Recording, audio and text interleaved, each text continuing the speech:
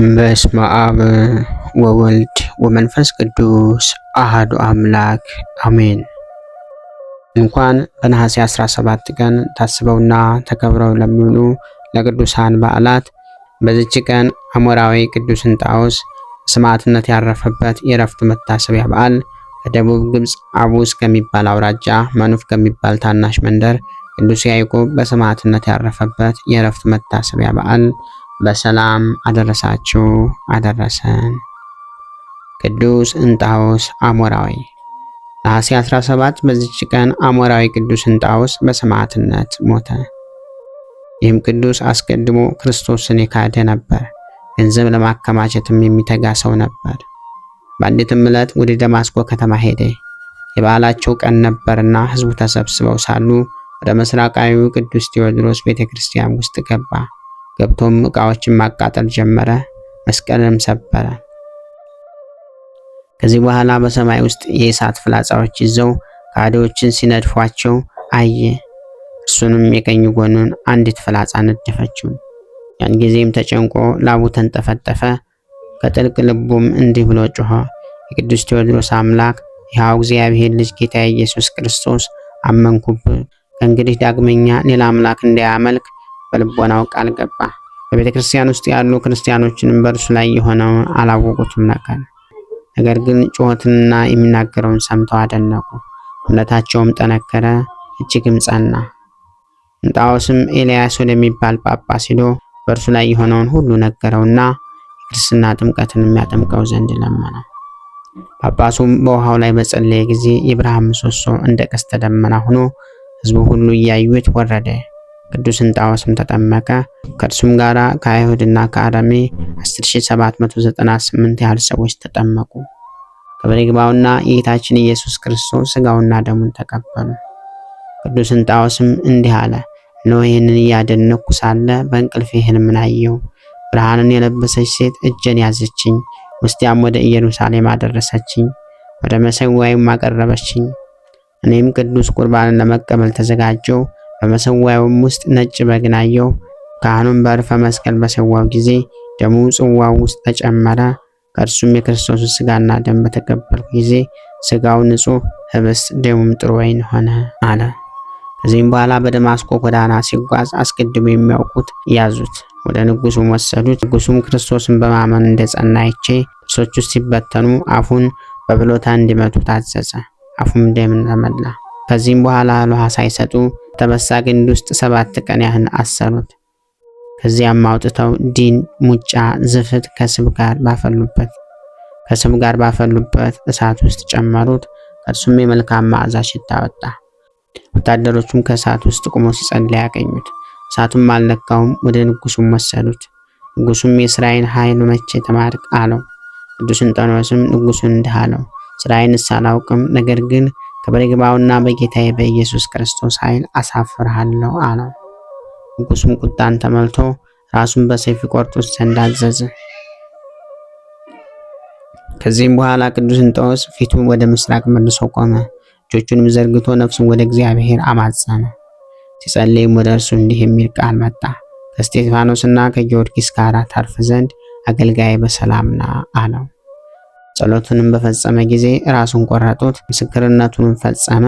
ከሥጋውም ቁጥር የሌላቸው ድንቆች ተአምራቶች ተገለጡ።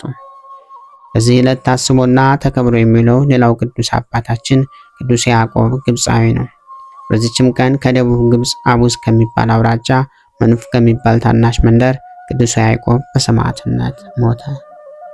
እዚህም ቅዱስ ወላጆቹ እግዚአብሔርን የሚፈሩ ክርስቲያኖች ነበሩ። ከእርሱ መወለድም በፊት 3 ሴቶች ልጆች ወልደው ነበር። ጥቂት ባደጉም ጊዜ እንዳስተምሯቸውና ፍሬያ እግዚአብሔርን እንዳሳድጓቸው በገዳም ለሚኖሩ ደናግል ሰጧቸው። የብሉይና የሐዲስ መጻሕፍትንም ተማሩ። ወላጆቻቸውን ሊወስዷቸው በወደዱ ጊዜ እነርሱም ከደናግል ገዳም መውጣትን አልወደዱም። ነገር ግን ለድንግል ማርያምና ለልጇ ለክርስቶስ ሙሽሮች የሆኑ ዘንድ መረጡ። ወላጆቻቸውም ከእርሳቸው በመለየታቸው አዘኑ። መሐሪ ይቅር ባይ እግዚአብሔር በዚህ ቅዱስ ያዕቆብ መወለድ አጽናናቸው። 7 ዓመትም በሆነው ጊዜ አባቱ አውሎ ወደሚባል ሀገር ጥበብን ይማር ዘንድ ላከው። ትምህርትንም ተምሮ በትምህርት ሁሉ ፍጹም ሆነ። አባቱም ለገንዘቡና ለጥሪቱ ለእንስሶቹም ሁሉ ተቆጣጣሪ አደረገው። በዚያም አንድ በስውር ብዙ ትሩፋትን የሚሰራ የበጎች ጠባቂ ነበር። በክረምትም በበጋም ብዙ ጊዜ ወደ ውሃ ጉድጓድ እየወረደ መላዋን ሌሊቱን ሲጸልይ ያድር ነበር። ቅዱስ ያዕቆብም ሽማግሌው የበግ ጠባቂ በሚያደርገው አምሳል እያደረገ በዚህ ስራ ብዙ ዘመን ኖረ። ከዚህም በኋላ ሰይጣን በክርስቲያን ወገኖች ላይ መከራን አስነሳ። ብዙዎች ክርስቲያኖችን በሰማዕትነት ሞቱ። በዚያን ጊዜ ቅዱስ ያዕቆብ በሰማዕትነት ይሞት ዘንድ ከዚያ ሽማግሌ ጋር ተስማማ። ቅዱስ ያዕቆብም ከሽማግሌው ጋር ሂዶ ይመለስ ዘንድ አባቱን ፈቃድ ጠየቀ። እርሱም ሂድ አለው። በሄዱም ጊዜ በላይኛው ግብጽ የንጉሥ ልጅ ቅዱስ ዮስጦስን መኮንኑ ሲያሰቃየው አገኙት። ሽማግሌውም ልጅ ሆይ ይህ የንጉሥ ልጅ መንግስቱን ትቶ እውነተኛ ንጉሥ ክርስቶስ እንደተከተለ ከሚስቱና ከልጆቹም እንደተለየ ተመልከት። እኛ ድሆች ስንሆን ለምን ችላ እንላለን? ልጅ ሆይ እንግዲህ ተጽናና፣ ከወላጆችህም በመለየት አትዘን አለው። ከዚህም በኋላ ወደ መኮንኑ ቀርበው ክብር ይግባውና በጌታችን በኢየሱስ ክርስቶስ ታመኑ። የረከሱ አማልክቶቹንም ረግመው ያን ጊዜ መኮንኑ አስቀድሞ ሽማግሌውንም ይዞ ጽኑ ስቃይን አሰቃየው። ራሱንም በሰይፍ ፈትኖ አስቆረጠው። ምስክርነቱንም ፈጸመ። ቅዱስ ያዕቆብን ግን ታላቅ ስቃይን አሰቃየው። በገመድ በተሰራ ጅራፍ ገረፈው። ድንጋይ በእሳት አግለው በሆዱ ላይ አኖሩ። ዓይኖቹንም አቅንቶ ክብር ይግባውና ወደ ክርስቶስ እንዲህ ብሎ ጸለየ። ጌታ ኢየሱስ ክርስቶስ ሆይ አድነኝም አጽናኝም አለው። ያን ጊዜም ያለምንም ጉዳት አስነሳ። ከዚህም በኋላ በማቅ ውስጥ አስጠቅልሎ በባህር ውስጥ አስጣለው። እግዚአብሔርን መልአክ አውጥቶ ያለ ጉዳት በመኮንኑ ፊት አቆመው። መኮንኑንም አሳፈረው። የረከሱ አማልክቶቹንም ረገመ። ከዚህ በኋላ ፈርማ ወደሚባል አገር ላከው። በዚያም የፈርማ መኮንን ጽኑ ስቃይን አሰቃየው። ምላሱን ቆረጠው። ዓይኖቹንና ቅንድቦቹን አወጣ። በመንኮራኩርም ውስጥ ፈጩት። በመጋዝም መገዙት። ሕዋሳቱን ሁሉ ተሰነጣጠቁ። ደሙም እንደ ውሃ ፈሰሰ። የእግዚአብሔር መልአክ ሱሪያል ወርዶ ቁስሎቹን አዳነለት። መኮንኑን ከማሰቃየቱ የተነሳ በሰለቸው ጊዜ ራሱን በሰይፍ ይቆርጡት ዘንድ አዘዘና ቆረጡት። የሰማዕትነትንም አክሊል ተቀበለ። ከገምኑድ ሀገር የሆነ የአብርሃምና ዮሐንስም ከእርሱ ጋር ሰማዕት ሆኑ። ለእግዚአብሔር ምስጋና ይሁን። ያንም በቅዱሳኑ ሰማዕታት ጸሎት ይማረን ለዘለዓለሙ አሜን።